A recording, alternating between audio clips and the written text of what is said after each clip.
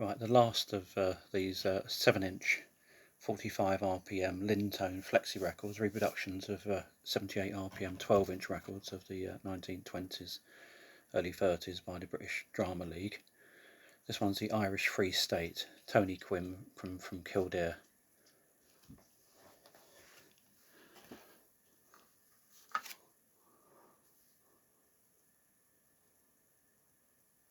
There's quite a few accents in Ireland as well, so he only represents one, really. I only did the one of Southern Ireland, the other one is Ulster on the other side, I've given him that.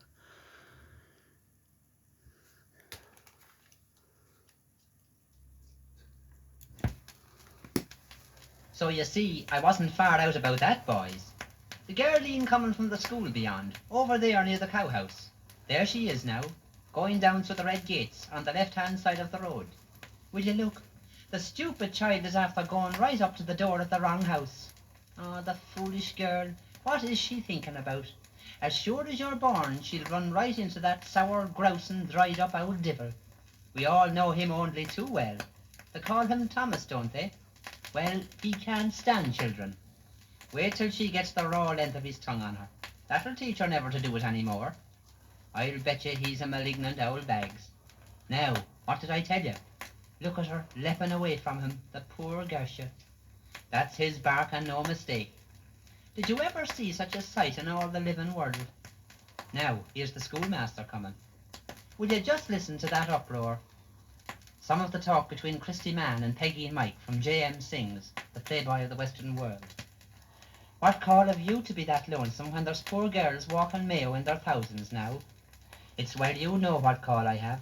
It's well you know it's a lonesome thing to be passing small towns with the light shining sideways when the night is down, or going in strange places with a dog noising before you and a dog noising behind, or drawn to the cities where you'll hear a voice kissing and talking deep love in every shadow of the ditch, and you passing on with an empty, hungry stomach, failing from your heart. I'm thinking you're an odd man, Christy Mann, the oddest walking fella I ever set my eyes on to this hour of today. What would any be but odd men, and they living lonesome in the world? I'm not odd, and I'm my whole life living with me father only. How would you, a lovely, handsome woman the like of you, be lonesome, when all men should be thronging around to hear the sweetness of your voice, and the little infant children should be pestering your steps, I'm thinking, and you walking the roads? I'm hard set to know what way a coaxing fella the like of yourself should be lonesome either. Coaxing? Would you have me think a man never talked with the girls would have the words you've spoken today? It's only letting on you are to be lonesome, the way you'll get round me now. I wish to God I was letting on, but I was lonesome all times, and born lonesome, I'm thinking, as the moon of dawn. And now, a bit of talk from Sean O'Casey's The Plough and the Stars. The Forester's is a gorgeous dress. I don't think I've seen nicer, mind you, even in a pantomime. The loveliest part of the dress, I think, is the ostrich's plumes. When yous are going along, and I see them waving and nodding and wagging, I seem to be looking at each one of yous hanging at the end of a rope, your eyes bulging and your legs twisting and jerking, gasping and gasping for breath while yous are trying to die for Ireland. If any of them is hanging at the end of a rope, it won't be for Ireland. Are you going to start the young Covey's game of prodding and thwarting a man? There's not many that's talking can say that for 25 years he never missed a pilgrimage to Wolftone's grave in Bodenstown. You're always blowing about going to Wolftone's grave in Bodenstown. Do you think that no one but yourself has ever gone to Wolftone's grave in Bodenstown? I'm not blowing about it, but there's not a year I go there but I pluck a leaf off Tone's grave, and this very day me prayer book is nearly full of them.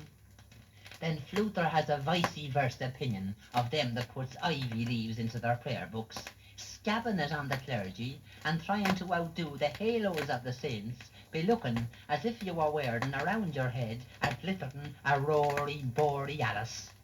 2 verses from The Girl of Dunbee by Thomas Davis. I saw her but once, and I looked in her eye, and she knew that I worshipped in passing her by. The saint of the wayside, she granted my prayer, though we spoke not a word, for her mother was there. I never can think upon Bantry's bright hills, but her image starts up, and my longing eye fills, and I whisper her softly, Again, love, we'll meet, and I'll lie in your bosom and live at your feet.